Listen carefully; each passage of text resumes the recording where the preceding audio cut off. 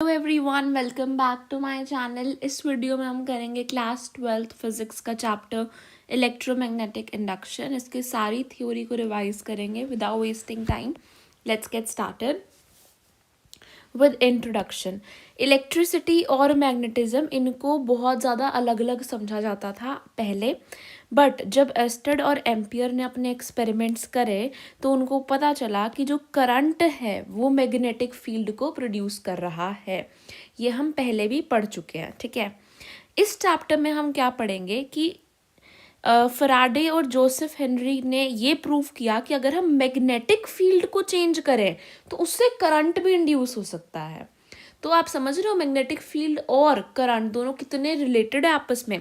हम ऑलरेडी ये पढ़ चुके हैं मैग्नेटिज्म में कि अगर मैं करंट जो है यानी जो मूविंग चार्जेस है वो मैग्नेटिक फील्ड को प्रोड्यूस करते हैं। बट अब हमें पता चल रहा है कि जो अगर मैं मैग्नेटिक फील्ड को चेंज कर रही हूँ तो करंट भी इंड्यूस हो सकता है उसकी मदद से। तो एक तरीके से हम एक करंट से और करंट भी पैदा कर सकते हैं। करंट से मैग्नेटिक फील्ड बन रही है और मैग्नेटिक फील्ड के चेंज से करंट बन रहा है। ये बात इंपॉर्टेंट है कि चेंज से बन रहा है, मैग्नेटिक फील्ड से नहीं बनता है। इसी फिनोमेना को ही हम इलेक्ट्रोमैग्नेटिक इंडक्शन कह रहे हैं कि जब मैग्नेटिक फील्ड यानी मैग्नेटिक फ्लक्स का जब चेंज से करंट बन रहा है, इसी को ही इलेक्ट्रोमैग्नेटिक इंडक्शन बोला है। जनरेटर्स, ट्रांसफॉर्मर्स और मोटर्स, इन सबका यही फिनोमेना है, यही उसका बेसिस है। अब हम 3 एक्सपेरिमेंट्स की बात करेंगे फराडे और हेनरी ने, जिन एक्सपेरिमेंट्स की मदद से उन्होंने कंक्लूजन निकाला कि अगर मैं फ्लक्स चेंज कर रही हूँ तो जो मेरे करंट है वो इंड्यूस होगा, यानी ईएमएफ इंड्यूस होगी। अब फ्लक्स क्या होता है? Flux basically B dot A होता है, यानी बी वेक्टर और ए वेक्टर का dot product, which is B A cos theta. B magnetic field है, ए एरिया वेक्टर होता है। पहला एक्सपेरिमेंट था मैग्नेट और एक कॉइल का। उन्होंने क्या किया, एक कॉइल रखा, यहाँ पर कॉइल को गैल्वेनोमीटर के साथ अटैच कर रखा था और उन्होंने मैग्नेट को मूव किया। अब मैग्नेट मूव हो रहा था तो उस कॉइल के थ्रू फ्लक्स चेंज हो रही थी। इससे क्या हुआ, करंट पैदा हुआ। जब मैग्नेट को स्टेशनरी रखा तो उसमें फ्लक्स तो थी, कोई मतलब उसके अंदर फ्लक्स तो थी, पर वो चेंज नहीं हो रही थी, इसीलिए कोई करंट नहीं आया। बट जैसे ही मैंने वो मोशन करवाया, यानी उस मैग्नेट को मैंने मूव करवाया आगे पीछे, तब मेरे को करंट देखने को मिलता है। जितना ज़्यादा तेज मैंने मूवमेंट कराया मैग्नेट का, उतना ज़्यादा करंट देखने को मिलता है। यानी करंट किस पे डिपेंड करता है? फ्लक्स पे नहीं डिपेंड करता, चेंज इन फ्लक्स पे। मैं कह रही हूँ कि अगर एक तरफ मेरी फ्लक्स है 10 और 11, यानी पहले मैं 10 कर रही हूँ, फिर 11 कर रही हूँ, फिर 10, फिर 11। एक तरफ मैं कर रही हूँ पहले 1, फिर 5, फिर 1 और 5, तो करंट ज़्यादा किस में आएगा? करंट ज़्यादा 1 और 5 में आएगा, क्योंकि चेंज जो है वहाँ पे ज़्यादा है। आई hope I am clear. Direction जो होगी करंट की वो रिवर्स हो जाएगी जब मैग्नेट को अवे लेके जाएंगे, यानी जो फ्लक्स की डायरेक्शन है उसी पे ही आपकी करंट की डायरेक्शन भी डिपेंड कर रही है। यानी फ्लक्स जिस तरीके से चेंज होगा उसी तरीके से करंट उतना ज़्यादा आएगा।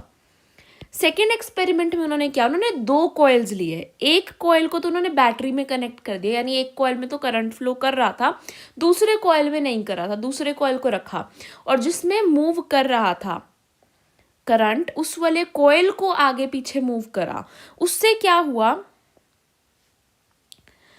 जो हमारा कॉइल था उसने जब वो मूव कर रहा था, जिस कॉइल के अंदर ऑलरेडी करंट था, आप खुद सोचकर देखो, जिस कॉइल में ऑलरेडी करंट था, वो करंट तो हमें पता ही है मैग्नेटिक फील्ड को प्रोड्यूस करता है। हम ऑलरेडी चैप्टर पढ़ चुके हैं कि मूविंग चार्जेस यानी करंट मैग्नेटिक फील्ड को प्रोड्यूस करता है। यानी जो एक तरीके से जिसमें करंट था उसमें मैग्नेटिक फील्ड भी थी। जब उसको मैंने मूव करा तो फ्लक्स का चेंज हुआ दूसरे कॉइल के अंदर, जिस कॉइल के अंदर कोई करंट नहीं था। उस फ्लक्स की चेंज की वजह से दूसरे कॉइल में भी करंट आ गया, यानी एक कॉइल जिसमें करंट था उसकी वजह से मैं दूसरे कॉइल में भी करंट को ले आई।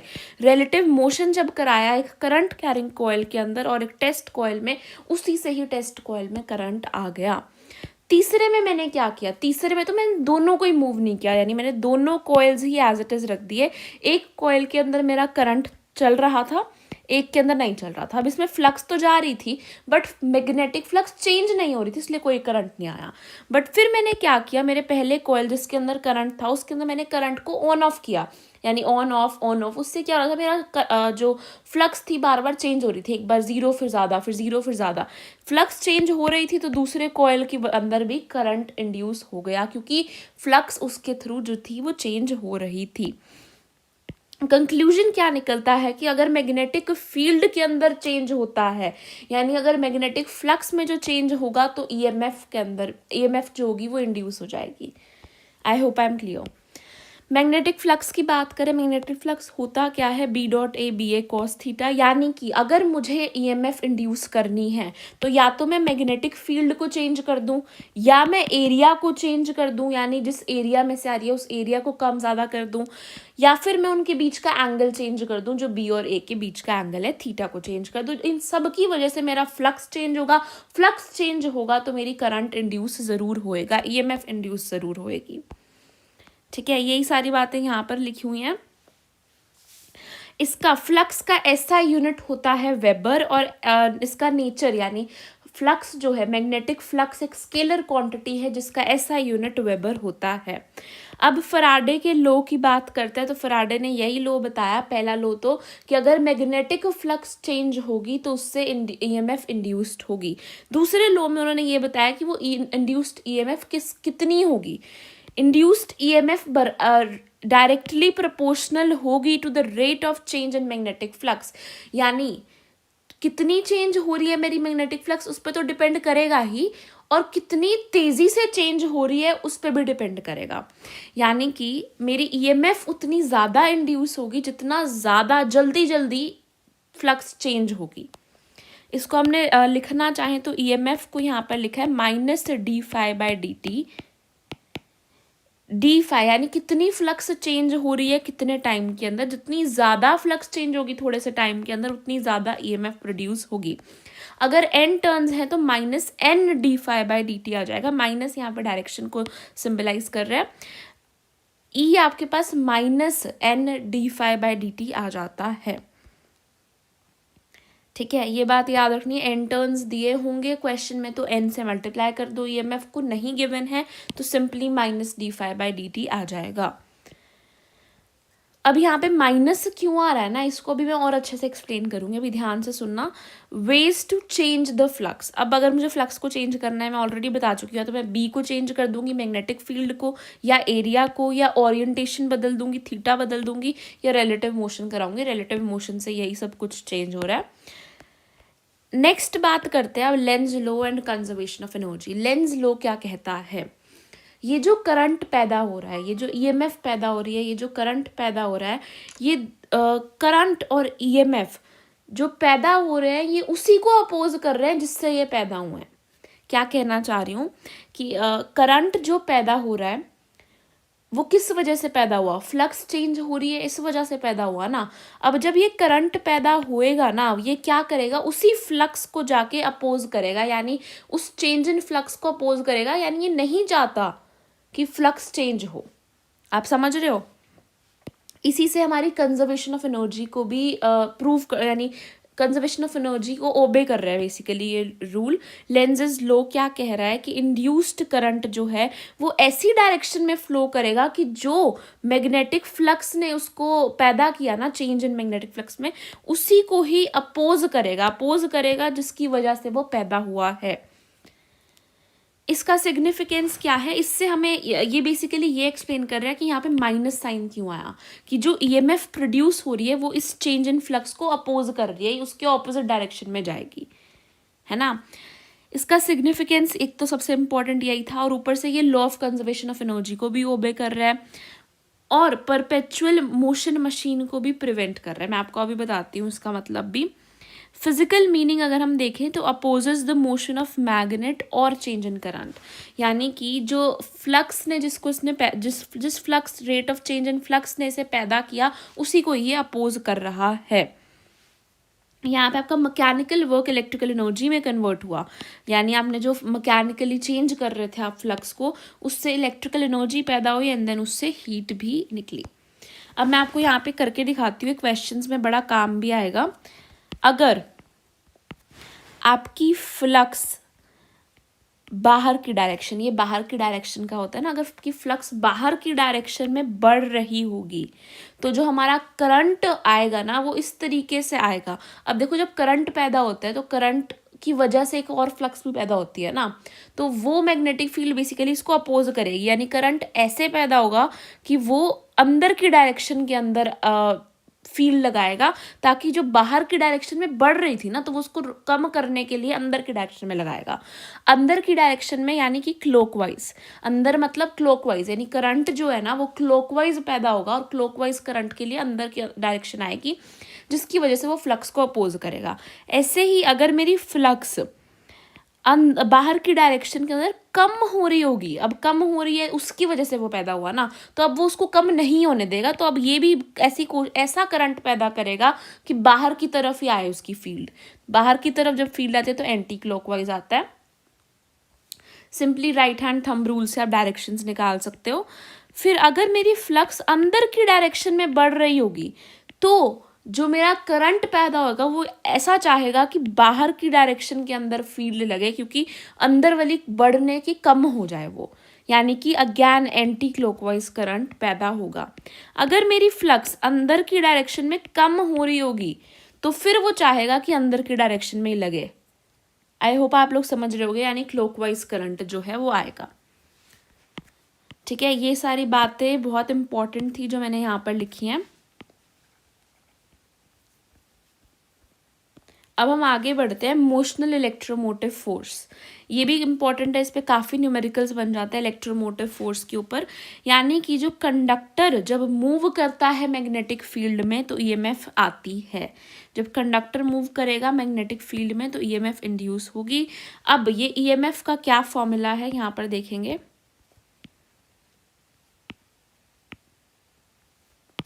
BLV, ये ईएमएफ का फॉर्मूला है BLV, एंड जो फोर्स लगेगी उसका फॉर्मूला होता है BIL, और I का फॉर्मूला BLV/R हो जाएगा, क्योंकि ये BLV है और I आपका बेसिकली E/R होता है, तो I का फॉर्मूला BLV/R आ जाएगा।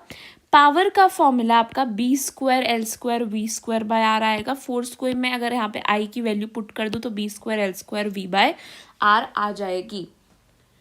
इसके अलावा अगर मैं आपको कुछ और फॉर्मूलाज यहाँ पर ऐड करना चाहूँ, हाँ यहाँ पर कुछ और फॉर्मूलाज ऐड करते हैं। ईएमएफ तो आपको समझ में आ गई, -dφ/dt आती है। अगर मैं बात करती हूँ करंट की, तो करंट यहाँ पे मेरा ईएमएफ बाय रेजिस्टेंस आ जाता है, यानी यही जो dφ/dt ईएमएफ है इसको रेजिस्टेंस से डिवाइड कर दो।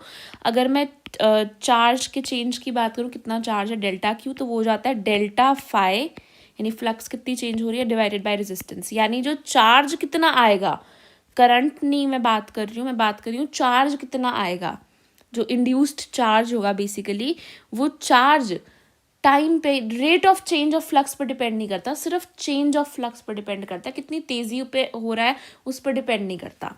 यानी अगर मेरी फ्लक्स 10 से 20 हो रही है ना तो एक स्पेसिफिक अमाउंट ऑफ चार्ज आएगा, अगर वो बड़ी जल्दी हो रही है तो फिर करंट ज़्यादा आएगा बट चार्ज उतना ही आएगा। ठीक है, ये सारी बातें यहाँ पर भी देखने को हमें मिली।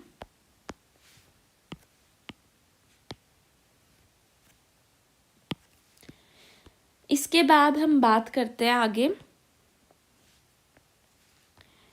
ये जो चीज़ें हमने अभी पढ़ी है फोर्स की, ये सारे फॉर्मूलाज भी काफ़ी इंपॉर्टेंट है। E BLV के बराबर है और आपकी जो I हो जाएगा BLV/R के बराबर हो जाएगा। फोर्स आपकी बिल के बराबर है BIL। I की वैल्यू पुट कर दो तो B²L²V/R। पावर की वैल्यू B²L²V²/R के बराबर होती है। यहाँ पे L लेंथ है कंडक्टर की, V वेलोसिटी है, B मैग्नेटिक फील्ड है, R रेजिस्टेंस है। ये बता रही है कि लोरेंट्ज़ फोर्स जो है वो चार्जेस को पुश कर रही है आगे जाने के लिए, work done per unit charge जो है उसी की वजह से ईएमएफ आपकी पैदा हो रही है। Electric field due to changing magnetic field, यही हमें पता है, मैग्नेटिक फील्ड जब चेंज हो रही है, फ्लक्स चेंज हो रही है, उसी की वजह से ईएमएफ बन रही है यानी इलेक्ट्रिक फील्ड बन रही है। टाइम वेरिंग मैग्नेटिक फील्ड, यानी जब टाइम के साथ मैग्नेटिक फील्ड चेंज हो रही है उसी की वजह से इलेक्ट्रिक फील्ड आती है। हर एक स्टेशनरी कंडक्टर जो है वो एक्सपीरियंस करता है ईएमएफ अगर मैग्नेटिक फील्ड चेंज हो रही है। इससे डीप रिलेशन पता चलता है इलेक्ट्रिसिटी और मैग्नेटिज्म के बीच में कितना डीप रिलेशन है। अब बात करते हैं इंडक्टेंस की। इंडक्टेंस क्या होता है? एक प्रॉपर्टी है किसी भी कॉइल की, क्योंकि वो अपोज करेगा चेंज इन करंट, यानी करंट को चेंज होने से अपोज करेगा। ऐसा क्यों? अब देखो, अगर करंट चेंज होएगा ना, अब देखो अगर करंट एग्जिस्ट कर रहा था तो फ्लक्स भी एग्जिस्ट कर रही थी, ये बात हमें समझ में आती है। अगर करंट भी चेंज करेगा तो हमारी फ्लक्स चेंज करेगी, फ्लक्स चेंज करेगी तो एक इंड्यूस्ड ईएमएफ होगी, और वो इंड्यूस्ड ईएमएफ तो हमें पता ही उस फ्लक्स को अपोज करती है।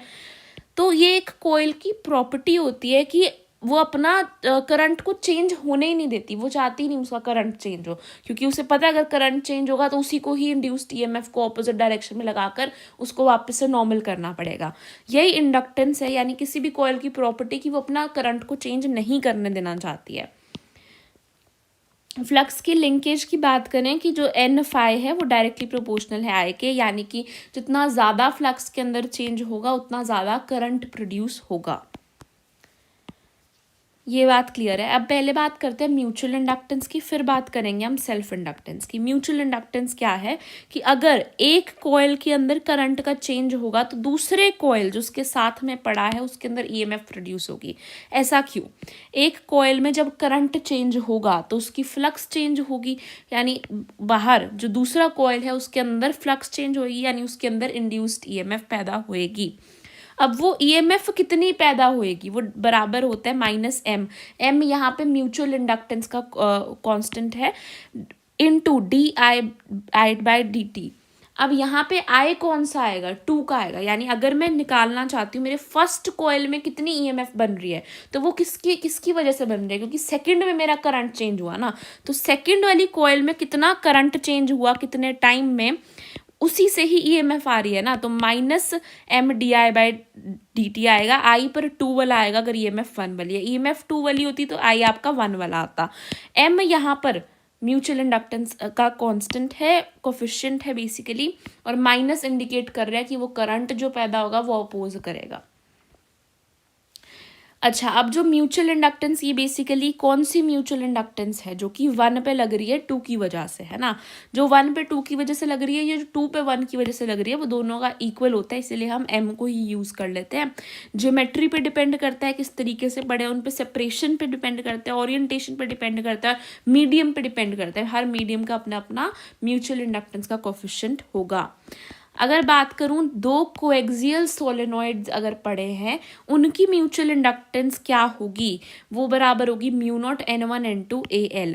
म्यू नॉट तो हमें पता ही है 4 पाई इंटू 10⁻⁷।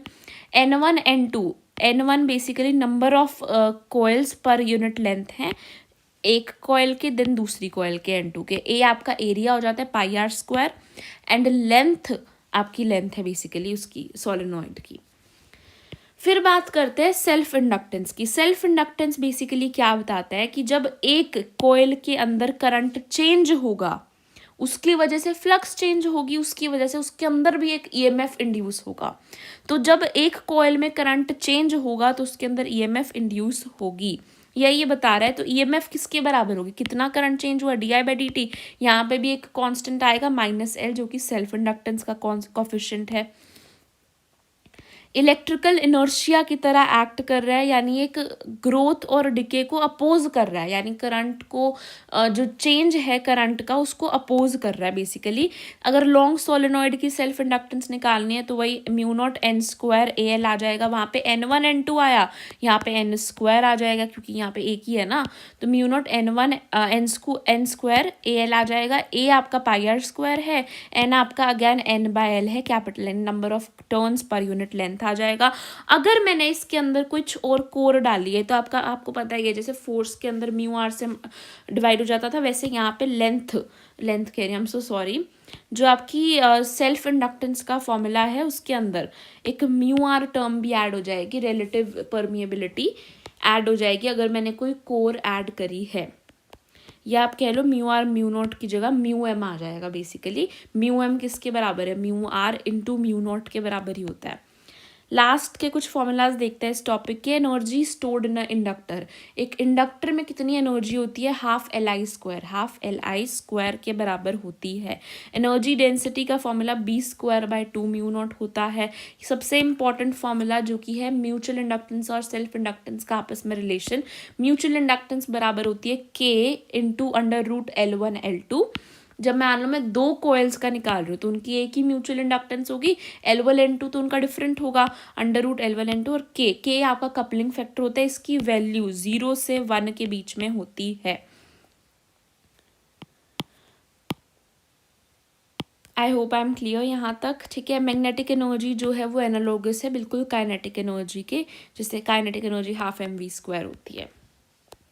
अब बात करते हैं लास्ट में एसी जनरेटर के बारे में। एसी जनरेटर क्या है, ये बेस्ड है इलेक्ट्रोमैग्नेटिक इंडक्शन के फिनोमेना में, किस तरीके से फ्लक्स का चेंज करंट को इंड्यूस कर रहा है या ईएमएफ को इंड्यूस कर रहा है, यानी मैकेनिकल एनर्जी, यानी फ्लक्स को चेंज हम मैकेनिकली कर रहे हैं ना, वो एनर्जी इलेक्ट्रिकल एनर्जी में कन्वर्ट हो रही है। इसके लिए हमें क्या चाहिए, कि रेक्टेंगुलर कॉइल चाहिए, देन स्ट्रॉन्ग मैग्नेटिक फील्ड चाहिए, इस तरीके से यहाँ पे पोल्स नॉर्थ और साउथ पोल है, स्लिप रिंग्स चाहिए, ब्रशेस चाहिए और एक्सटर्नल सर्किट चाहिए। यहाँ पे इस तरीके से रखा है, ये ओमेगा से टर्न करेगा, जब ये टर्न करेगा तो इसके थ्रू फ्लक्स चेंज होगी क्योंकि यहाँ पे मैग्नेटिक फील्ड है। ये मैग्नेटिक फील्ड की वजह, मैग्नेटिक फील्ड से फ्लक्स चेंज होगी क्योंकि ये रोटेट कर रहा है, उसकी वजह से यहाँ पे ईएमएफ इंड्यूस होगी। यही आपका एसी जनरेटर का फिनोमेना होता है, क्योंकि ये रोटेट कर रहा है ना कंटिन्यूसली, तो उसमें कंटिन्यूसली फ्लक्स जो है वो चेंज होती जा रही है और उसकी वजह से करंट जो है वो बनता जा रहा है। वर्किंग क्या है, यहाँ पे कोयल जो है वो रोटेट कर रहा है with angular speed omega, flux आपकी कंटिन्यूसली चेंज होती जाएगी।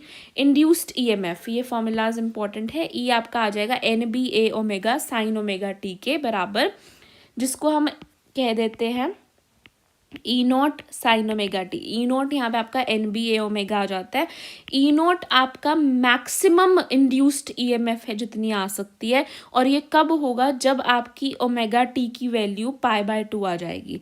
मैक्सिमम अगर मुझे इंड्यूस्ड ईएमएफ चाहिए तो वो बराबर हो जाएगी, यहाँ पे लिखा हुआ है, इसकी ज़रूरत नहीं है, यहाँ पर लिखा हुआ है ये मैक्सिमम इंड्यूस्ड ईएमएफ अगर मुझे चाहिए तो वो मिलेगी मुझे NBA ओमेगा, जब मेरा ओमेगा टी की वैल्यू π/2 आ जाएगी, यानी 90 डिग्री आ जाएगी। उस टाइम पर मेरी साइन ओमेगा टी की वैल्यू 1 आ जाएगी, तो NB ओमेगा हमारे पास आ जाएगी E, ठीक है, वेयर E0 की value is NBA omega produces the alt. अब ये जो करंट प्रोड्यूस कर रहा है ना, ये ऑल्टरनेटिंग करंट है, यानी ये अपनी डायरेक्शन को कंटिन्यूसली चेंज कर रहा है। अगले चैप्टर में हम इसके बारे में भी पढ़ेंगे। ऑल्टरनेटिंग करंट कुछ इस तरीके का करंट है जो अपनी डायरेक्शन को कंटिन्यूसली चेंज करता रह रहा है। फ्रीक्वेंसी इंडिया में इसकी 50 हर्ट्ज होती है। E0 की वैल्यू हमारे घरों में E0 की वैल्यू हमारे घरों में 311 वोल्ट होती है, और आपका फ्रीक्वेंसी 50 हर्ट्ज आ जाती है। ओमेगा बेसिकली किसके बराबर होता है, 2πf के बराबर होता है। तो अगर f गिवन है तो हमें बेसिकली ओमेगा जो है वो गिवन है। आगे बात करते हैं एडी करंट्स के बारे में। एडी करंट्स बेसिकली होते क्या है, सर्कुलेटिंग करंट्स होते हैं जो कि बल्क कंडक्टर्स के अंदर इंड्यूस होते हैं, क्योंकि वहाँ पे जब मैग्नेटिक फ्लक्स जब चेंज होगी बल्क कंडक्टर्स के अंदर तो छोटे छोटे करंट्स जो हैं वो पैदा हो जाएंगे। उसकी वजह से लॉसेज होते हैं, फैराडेज लॉ, लेंज़ेस लॉ की वजह से ये पैदा हो रहे हैं करंट, क्योंकि चेंज इन मैग्नेटिक फ्लक्स हो रहा है। इसके इफ़ेक्ट्स क्या है, हीट प्रोड्यूस होती है इन करंट की वजह से, जिसमें I²R का लॉस होता है, और चेंज इन फ्लक्स जो थी उसको ये अपोज भी करता है। इसके डिसएडवांटेजेस की बात करें तो एनर्जी का लॉस हो रहा है ट्रांसफॉर्मर कोर्स के अंदर। रिडक्शन इसकी हम कैसे करते हैं, लेमिनेशन करके कर सकते हैं, हाई रेजिस्टिविटी मटेरियल यूज़ कर सकते हैं सिलिकॉन स्टील जैसे। इसका एप्लीकेशन हमें देखने को मिलता है इलेक्ट्रोमैग्नेटिक ब्रेक्स के अंदर, इंडक्शन फर्नेसेस के अंदर, स्पीडोमीटर्स में, डैम्पिंग इन द गिल्वेनोमीटर के अंदर। एनसीईआरटी के पॉइंट्स टू पॉन्डर देखें, इलेक्ट्रिसिटी और मैग्नेटिज्म जो होते हैं वो फंडामेंटली इंटरकनेक्टेड होते हैं। इंड्यूस्ड करंट जो पैदा होते हैं जो वो उसी फ्लक्स के चेंज को अपोज करते हैं, एनर्जी कंजर्वेशन एक्सप्लेन होता है इससे। ईएमएफ एग्जिस्ट करता है अगर ओपन सर्किट से फिर भी, बट करंट नहीं होगा, बट ईएमएफ ज़रूर एग्जिस्ट करेगा। मोशनल ईएमएफ और टाइम वेरिंग फील्ड यानी कि चेंजिंग द फ्लक्स, ये time varying field EMF are complementary. Motional EMF और जो टाइम वेरिंग फील्ड की वजह से ईएमएफ है, ये दोनों जो है कॉम्प्लीमेंट्री हैं। इलेक्ट्रिक और मैग्नेटिक फील्ड के बीच की जो सिमेट्री है उसको ये चैप्टर हाईलाइट करता है और सजेस्ट करता है relevance of relativity in the electromagnetism, यानी इलेक्ट्रोमैग्नेटिज्म में रिलेटिविटी कितनी ज़्यादा है उसके रेलिवेंस को सजेस्ट करता है।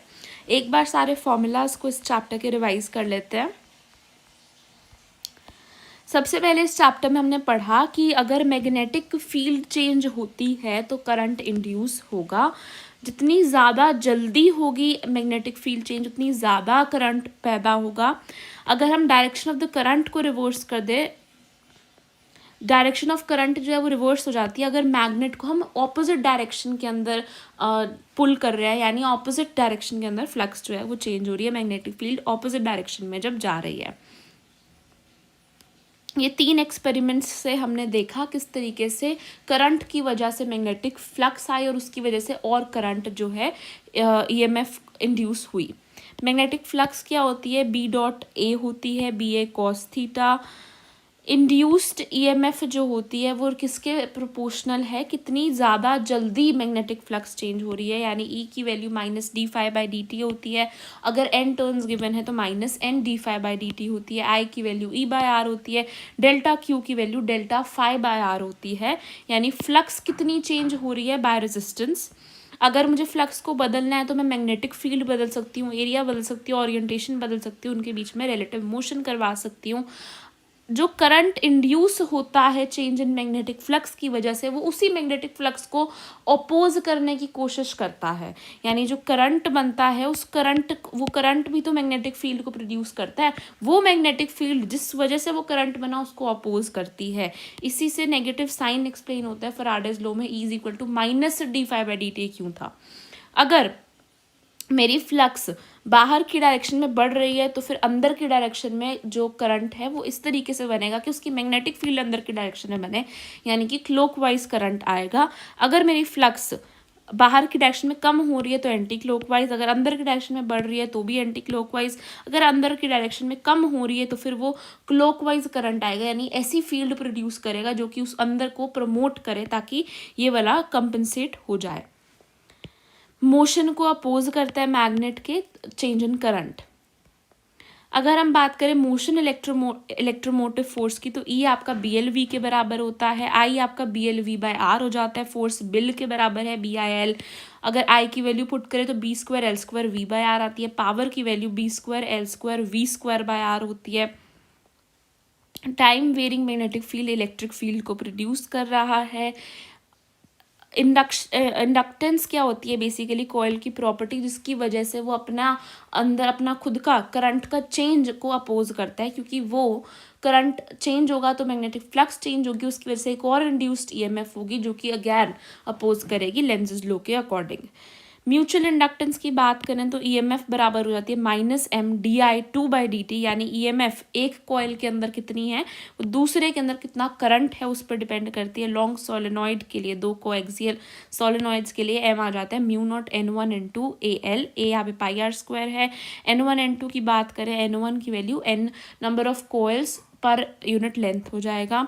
सेल्फ इंडक्टेंस की बात करें अगर, कितना change in current induced EMF in same coil, यानी कि अगर करंट के अंदर चेंज होगा तो ईएमएफ जो है वो इंड्यूस होगी उसी सेम कॉइल में। तो ईएमएफ कितनी इंड्यूस होगी, -L di/dt आ जाता है। सेल्फ इंडक्टेंस एक लॉन्ग सोलेनॉइड की μ0n² AL आ जाता है, वहाँ पे μ0n1 n2 AL था, यहाँ पे μ0n² AL है। अगर बीच में कोई कोर डाली है तो μr से मल्टीप्लाई कर दो या फिर इसकी जगह पे μm लिख दो।